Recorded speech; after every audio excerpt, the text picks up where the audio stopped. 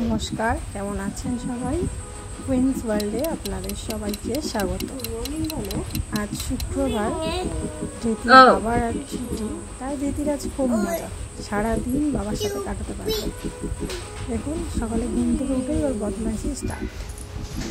তারপর ব্রাশ করছে, ব্রাশ করতেও খুব ভালোবাসে।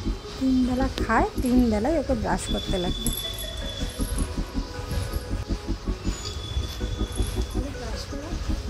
বদমাইশি করতে খুব ভালোবাসে। পাখা পুরি আমার একটা।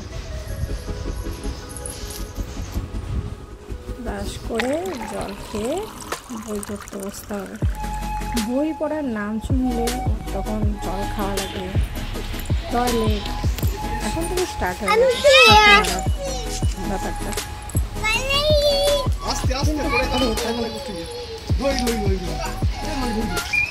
জল খেয়ে বাবার সাথে সাথে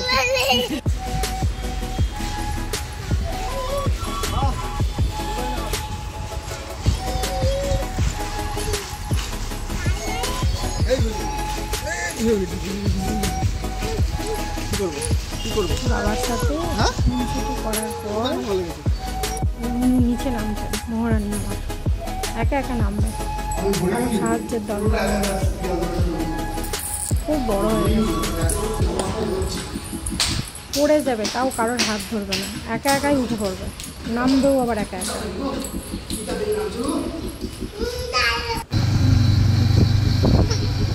তারপর সকালে খাওয়া দাওয়া করে বিকেলে থেকে গিয়েছিলাম একটু কালনা।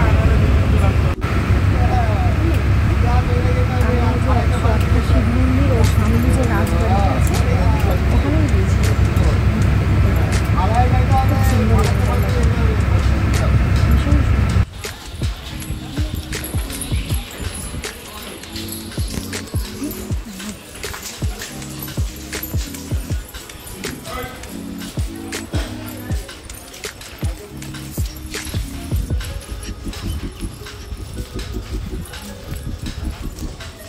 ভিতরে একটু ঘোরাঘুরি করে একটু ছবি টবি তুলে আমরা তারপর গিয়েছিলাম ওই সামনে যে 108টা শিব মন্দির আছে ওইখানে।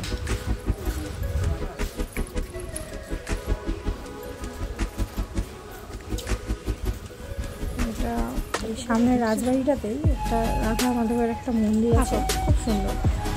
আগেকার দিনের একটা মন্দির, মানে মন্দিরের গায়ে যে গাছটা আছে অপূর্ব সুন্দর, ভীষণ ভালো লাগছে দেখতে।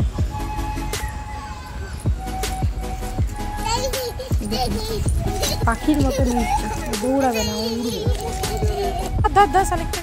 শালিক পাখি একটা দেখতে পেয়েছে, শালিক পাখির পেছনে দৌড়াচ্ছে, পাখিকে ধরবে। কিচ্ছু হয়নি, কিচ্ছু হয়নি, ওটা ওটা ওটা কি কোথা গেল? ওরাও শান্তি হয়নি, আবার যাবে। তারপর এখান থেকে বেরিয়ে আমরা একটু সন্ধ্যে সন্ধ্যে যখন হয়েছিল গেছিলাম, ভীষণ সুন্দর ফুচকা বানায় ওখানে। তারপর একটু জামা কাপড় কেনাকাটি করে বাড়ি চলে এসেছি রাতের বেলায়। মানে কখনই আসেনি, একটু জামা কাপড় কেনাকাটি করে বাজার কর যাওয়ার ছিল, ওখানে গিয়ে পয়সা দিচ্ছ দাও।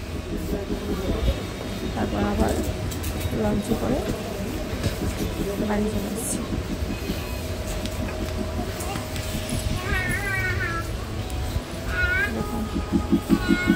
ওই ব্যাগ নেবে, কারোর হাতে দেবে না ব্যাগটা। ওর জামা কাপড় কিনে ওদিকে যায় না, ব্যাগটাও ওকেই বইতে হবে। ব্যাগটা নিয়ে ওর যখন রাত 8টা সাড়ে 8টার দিকে বাড়ি চলে